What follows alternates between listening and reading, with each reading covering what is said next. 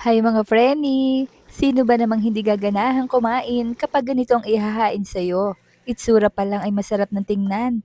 Eh di lalo na kapag natikman, siguradong unlimited kain yan. Anong pani from Panis Cookery?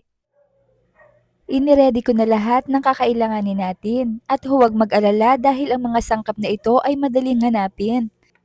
Buksan ng init at sa piniinit na kawali ay maglagay ng kaunting mantika. Isutay natin ang garlic for 20 seconds until fragrant. Saka igisa ang onion. Saute until translucent at lumambot na rin ito. I-add na natin ang tomato at lutuin until soft. Mas mainam talaga na malambot na ito para sure na lumabas ang katas.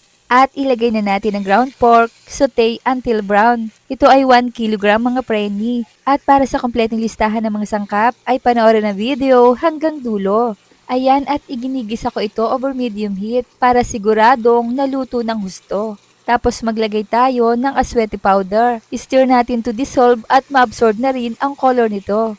Budburan ng pamintang durog. Haluin muna natin saka ilagay ang bay leaves.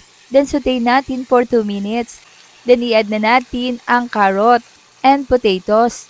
Ito ay hiniwa ko na rin ng small dice. Stir natin and cook for 2 minutes. At kapag ito ay nagda-dry na, ay maaari na tayong maglagay ng more water. Ito ay depende kung nais mo ay masabaw. Yung iba kasi ay gusto tama lang ang sabaw, yung iba naman ay gusto ay marami. Kaya naman depende na sa'yo. Lagyan natin ng pork broth cube. Tunawin muna natin para kumalat ang lasa nito. Tapos mag-add tayo ng soy sauce taste accordingly. Kasi iba-iba po ang panlasa natin. Then stir natin and bring to a boil until the carrot and potatoes are cooked.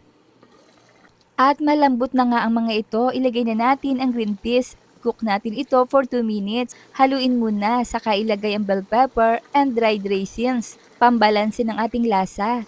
Isimmer natin until the sauce is reduced. Mga ganitong sabaw o ayos na yun. Turn off the heat. Kayo ba mga preni, ano ba yung bet nyo sa ganito? Yung may tomato sauce ba or wala? Ako kasi mas nasasarapan kapag walang tomato sauce. Ilipat sa isang serving bowl. At kung nakabot kayo sa punto ng bidyong ito, ay mga dagasa naman kayang nakapanood ng video kong ito. Hello po sa inyo at maraming salamat. Ayan, ang dami kong nagawa. Pwede itong panghandaan ha, na siguradong magugustuhan ng mga bisita. At syempre, ganitong luto ay hindi kaagad napapanis. Dahil wala tayong inilagay na instant tomato sauce. At para sa ating final result, syempre hindi mawawala ang tikiman time. Kain na tayo mga preni. Sarap! Dapat palagi tayo nasasarapan sa mga biyayang nakahain sa atin para tuloy-tuloy ang blessing. At itry nyo na rin to dahil na approve ang lasa. Kaya naman kung hindi pa kayo nakapollow sa aking page ay i-follow nyo na ako para updated kayo sa mga reseping ibabahagi ko pa. Huwag kalimutan, cook with love. Thanks for watching. Bye-bye!